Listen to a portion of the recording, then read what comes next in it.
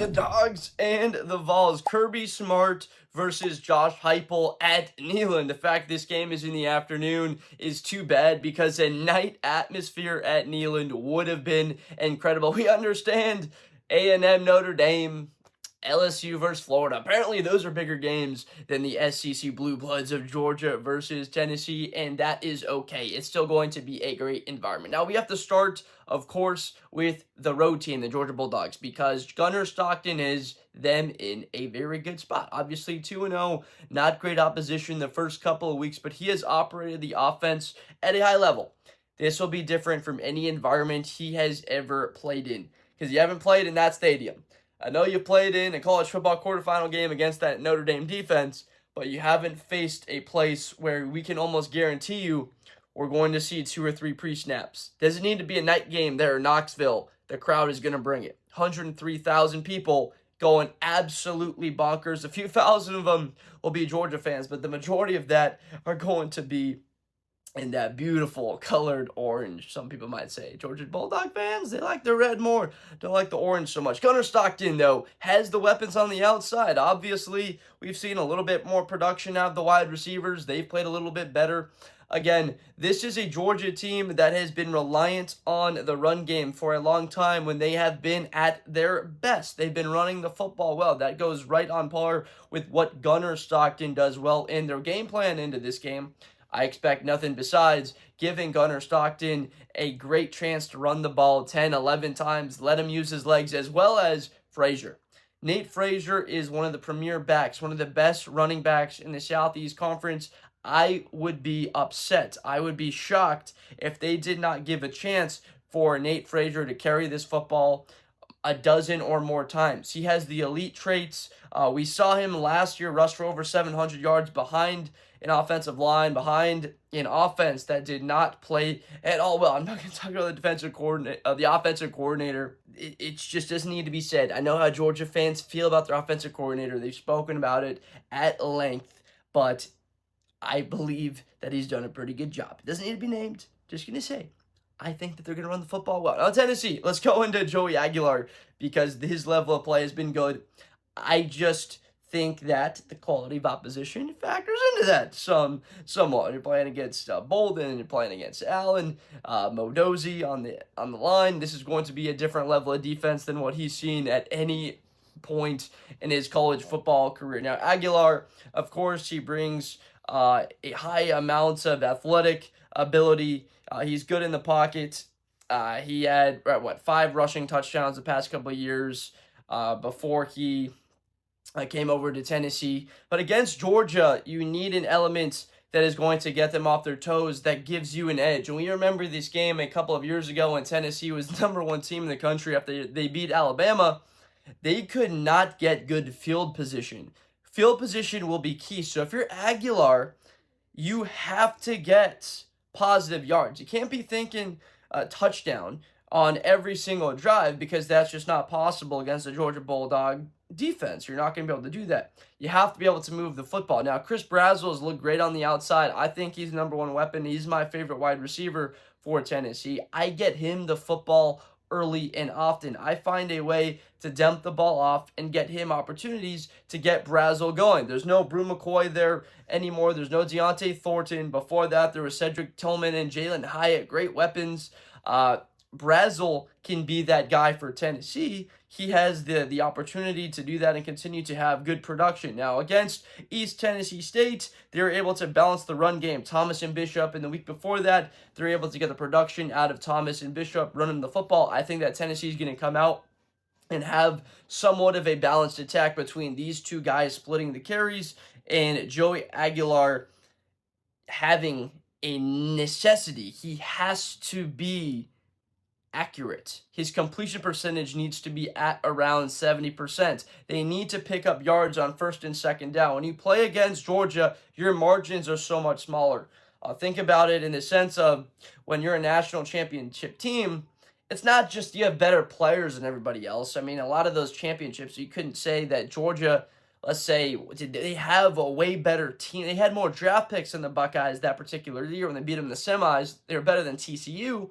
But they beat Ohio State because they had Brock Bowers making plays in important spots, and Stetson Bennett got them down the field when he needed to, but they were down in that game. Probably shouldn't have won that game, but they proved to be a mentally tougher team down the stretch when they beat Alabama in the national title game, bouncing back from a loss early in the year. Like they make the plays when they need to. They execute on third down. They take the football away. They're opportunistic. Their special teams are good. It's 1,000, maybe not 1,000. It's 52 small cuts that add up over time to take out that entity, right? That's exactly what it is. For Tennessee, you can do something better than Georgia and easily lose. You can take the football away twice.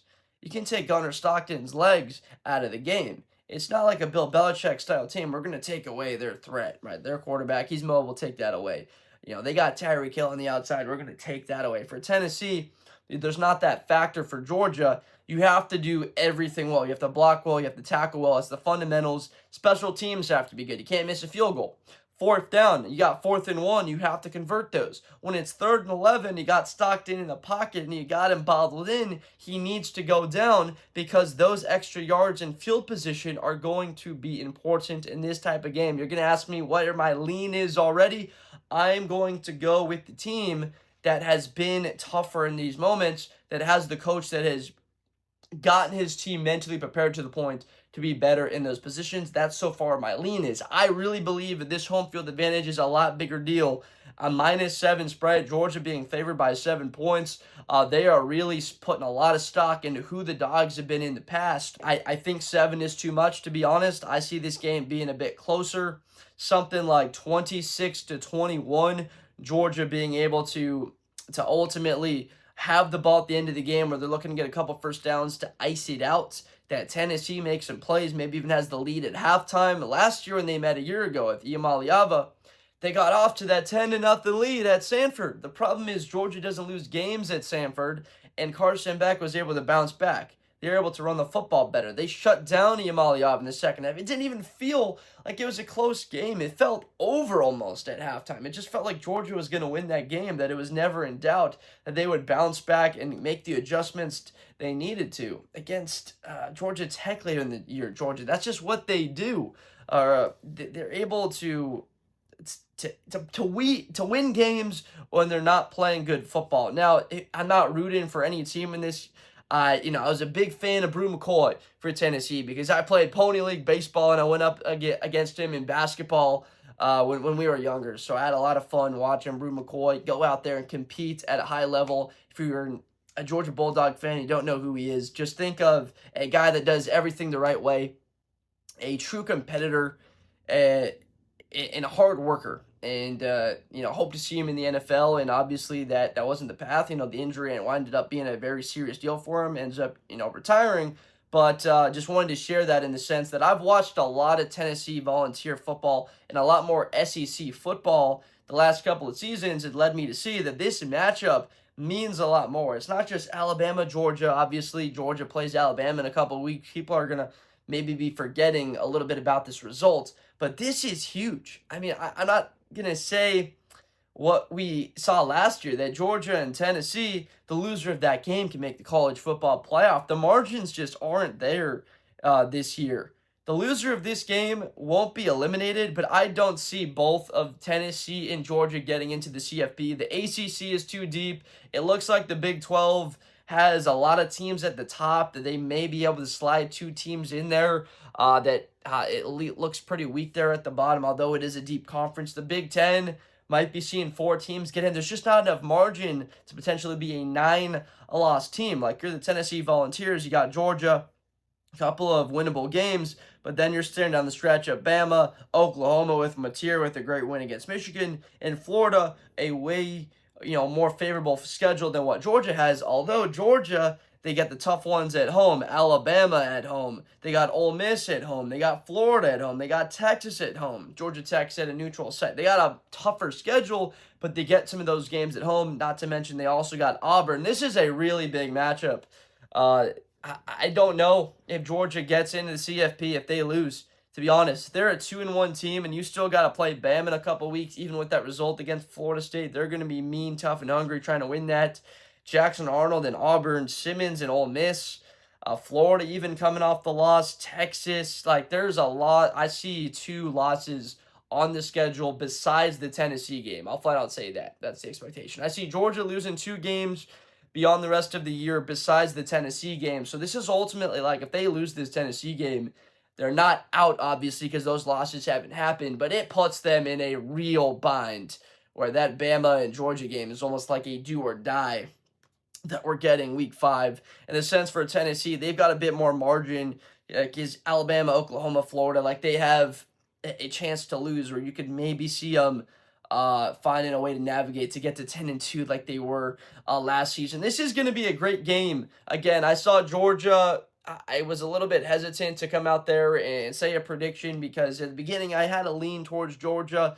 But as we got through this and I'm thinking about it more in my head and I'm speaking on this game and what we've seen from these teams and Aguilar, Stockton did play in a college football playoff game. He did play in the second half against Texas in the SEC championship game. I believe those moments of experience will help him out, although they weren't on the road in a hostile environment. So this is his big first test in a very large road game in a hostile environment against a ranked team, in a team that might have one of the best home field territories in the sport and great atmospheres. These are always tough games because you like both teams. They play football the right way. They're very well coached. They play great defense, and someone has to lose, and it's going to affect their season in a very poor way. It's unfortunate, but that's why we love the sport, because it's going to make that game all the more exciting, all the more interesting, all the big plays that much bigger. So I think Tennessee covers, but they don't win. Georgia wins this game 26-21 behind Stockton's legs. He's able to find some big plays. I think Zachariah Branch, special teams, can have a major impact utilizing that X weapon that he didn't have. That the wide receivers are a bit more sure-handed, and they can get pressure on Aguilar. They can have one of their Georgia Bulldog patented great rushing attacks and getting after the quarterback. Let me know down below in the comments what you think, whether you agree, disagree with the prediction. Not at all a knock to Tennessee fans or to that crowd. I'm just going with Georgia here. That's my inclination. Think that they're able to match up there and given the advantage currently to Stockton over Aguilar. That's what I got to say. Let me know down below in the comments if you agree, disagree. Please subscribe for more videos in the future. We just come out with NFL, college football content throughout the season. Obviously, so excited for the season to keep on going. Week 3 is here, so let's get to it. Thank you for watching. Best player in college football. That Georgia and Ohio State game, New Year's Eve, is going to be a classic. Josh Blunder. Hi, everybody. I'm Josh Blunder. To the 40, 35, 30, Espinosa to the 20.